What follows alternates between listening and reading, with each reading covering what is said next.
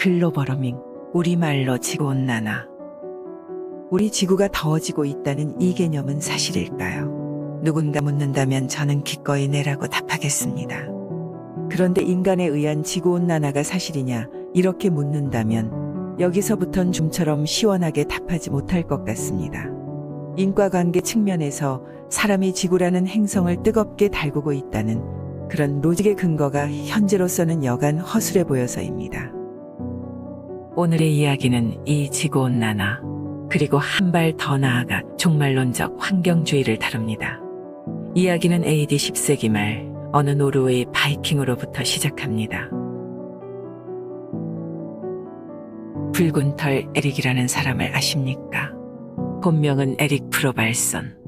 개인적으로 지구온난화라는 통설에 대해 최초의 의문을 품게 만들어준 사람입니다. 수십 년 전 대학 도서관에서 그린란드 역사에 대한 책을 읽다가 저는 붉은 털 에릭을 처음 알게 되었습니다. 그는 AD 10세기 후반, 그러니까 중세 노르웨이에 살았던 바이킹 지도자였습니다. 그는 살인 혐의로 고향에서 쫓겨났고 추종자 1000여 명을 이끌고 오늘날 그린란드로 이주했습니다. 그리고 그린란드의 중세의 유럽을 고스란히 옮겨놓은 전형적인 봉건 국가를 수립했습니다. 이주민들은 교회도 짓고 중세 농노 시스템을 따라 계급사회도 만들어 놓았습니다. 이 혹독한 북극의 빙하섬 그린란드, 여기서 유럽식 밀농사와 양목축을 했다는 게 대체 어떻게 가능한 스토리였을까요? 그땐 지구가 엄청나게 따뜻했기 때문입니다. 1000년 전, 그러니까 8세기부터 12세기에 이르는 500년간 지구 기온은 지금보다 2도 가까이 뜨거웠습니다.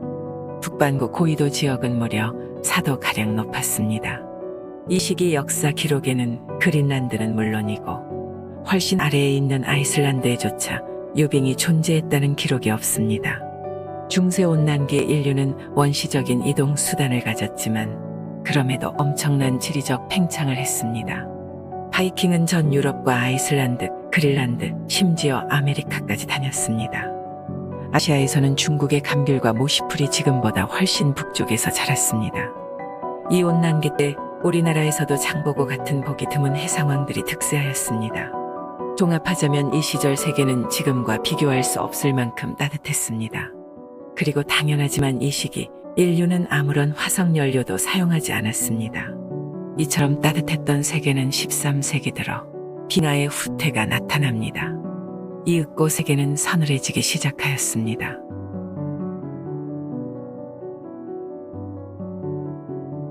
인류가 산업혁명을 거치면서 화석연료를 사용했고 그로 인해 지구가 점차로 뜨거워졌다는 통설. 이런 주장은 여러 면에서 허술합니다. 산업화가 폭발한 19세기 중반, 이산화탄소 수치는 280 ppm 정도였는데 오늘날 무려 415 ppm까지 치솟았다는 호들갑을 들어보셨을 겁니다. 하지만 이런 경각심 캠페인이 말하지 않는 게 있습니다.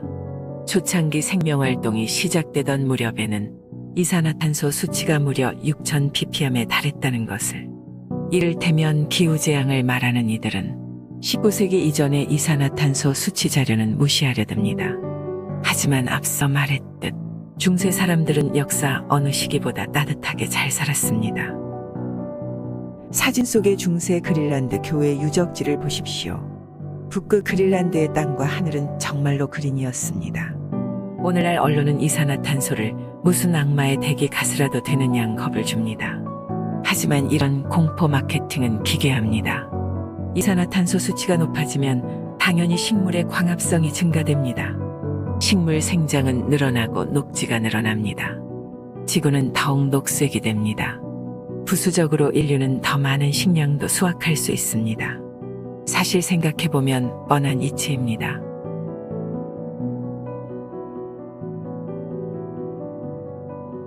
실상 이산화탄소가 180의 ppm까지 떨어진 시기에 인류는 빙하기를 맞닥뜨렸습니다.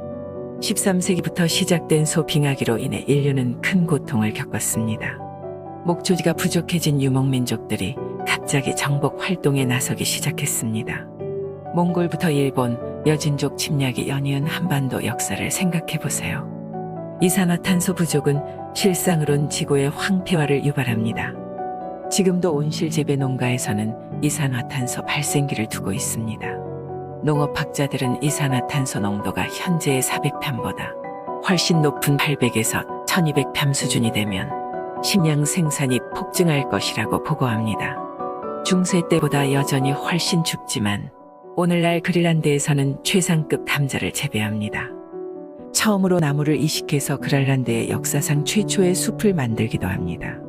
빙하지대가 드러나자 천연가스와 석유 시추가 가능해졌습니다. 오늘날 그린란드는 덴마크로부터의 독립을 꿈꿀 만큼 가슴 설레는 번영의 청사진을 그리고 있습니다. 다 온난화 덕분입니다. 물론 지구온난화를 주장하는 로직들이 잘못되었더라도 화석연료 사용은 장기적으로 줄여야 합니다. 그것은 기후이기 때문이 아닙니다. 화석연료는 황산화물 같은 인체에 유해한 각종 오염물질을 배출합니다. 괴로운 미세먼지를 자꾸만 쏟아냅니다. 이것은 온난화 같은 기후 이슈와 전혀 무관한 문제입니다. 만일 인류가 이산화탄소를 줄이겠다며 석탄, 석유 같은 화석연료를 안 쓰면 어떻게 될까요? 지구가 푸르러질까요? 아니요. 절대 그렇지 않습니다. 옛날처럼 산에서 땔감 베어오느라고 민둥산을 만들 겁니다. 한국 근대소설에서 오리산하는 항시 붉은 산으로 묘사됩니다. 왜일까요? 화석연료를 못 구해서 나무를 땔감으로 썼거든요. 덕분에 동물들은 보금자리를 잃었고 주기적으로 산사태가 벌어졌습니다. 그렇습니다. 이런 비극을 막아준 게 바로 화석연료입니다. 화석연료 덕분에 나무는 더 이상 땔감으로 소진되지 않습니다. 자연의 당당한 구성원으로 적극적으로 생육되고 있습니다. 화석연료가 지구를 푸르게 만든다는 역설이 이제는 좀 수용이 되시나요? 오늘날 많은 환경단체들은 그들 주장을 보강하기 위해 여러 그래프들의 수치 조작과 자료 외삽 등을 감행합니다. 그렇게 기후위기를 지어내거나 과장합니다. 최근 유행하는 하키스틱 이론을 보십시다. 기후변화에 관한 정부 간 협의체의 초기 보고서는 분명 지구 기후에 관한 정상적 지표를 보여주었습니다. 그런데 3차 보고서부터 내용이 바뀝니다. 갑자기 하키스틱의 끝부분처럼 그래프가 치솟는 보고서가 유통되기 시작합니다. 연구기관들의 연구 진실성에 의심이 가지 않을 수 없습니다.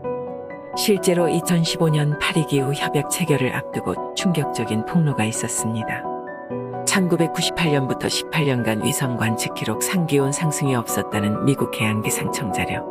이것을 일군의 연구자들이 조작해온 사실이 이메일 해킹과 내부 고발로 밝혀진 것입니다. 한국의 환경학자 박석순 교수는 IPCC 보고서 작성에 참여하는 사람들, 그들 상당수가 과학자가 아니라는 데 근본적 문제가 있다고 말합니다. 그렇다면 지구는 대체 왜 주기적으로 더워졌다가 추워졌다 할까요? 정확한 이유는 아직 밝혀지지 않았습니다. 다만 태양의 활동 변화, 지구의 공전 궤도와 자전축 변화 등이 복합적으로 작용한 극히 자연스러운 우주적인 현상이라는 게 일반적입니다. 환경종 말론, 그것은 현대의 가장 대표적인 신화입니다. 과학적 언어를 구사하는 일종의 종교 서사입니다. 인간 문명의 이기심이 깨끗하고 순결한 자연을 해치고 유린한다는 서사. 그러나 현실은 어떻습니까? 자본주의가 고도화된 나라들 치고 물이 더러운 곳이 없습니다. 반대로 낙후하고 저개발 상태인 제3세계 국가들 가운데 물 맑은 곳이 없습니다. 왜일까요? 자연은 방치가 아닌 관리의 대상이기 때문입니다. 그리고 관리 능력이라는 것은 고도화된 문명에서 나옵니다. 문명과 자연은 제로섬 관계가 아닙니다. 상식적인 대부분의 문명인들은 번영과 자연 보호를 동시에 원합니다. 이것은 모순 관계가 아닙니다. 이런 건강한 상식을 깨뜨리려고 급진 환경주의 운동은 교육받은 중산층 엘리트들을 중심으로 솔깃한 유사 과학을 퍼뜨립니다. 감수성 높고 도덕적으로 예민한 이들이기 때문입니다. 예를 들어 북극곰 개체 수는 지난 50년 동안 꾸준히 증가해왔습니다. 그럼에도 서구인들은 조만간 멸종할 것으로 합니다. 북극곰이 얼음 조각 위에서 아슬아슬 서 있는 유명한 사진 덕분에 말입니다. 유명한 산호초 이야기도 마찬가지입니다. 그런데도 사람들은 지구가 더워져서 산호초들이 사라져만 가고 있다고 믿습니다. 캠페인의 힘입니다. 그러므로 오늘의 결론은 다음과 같습니다. 여러분은 이 결론에 대해 어떻게 생각하실지 무척 궁금하군요.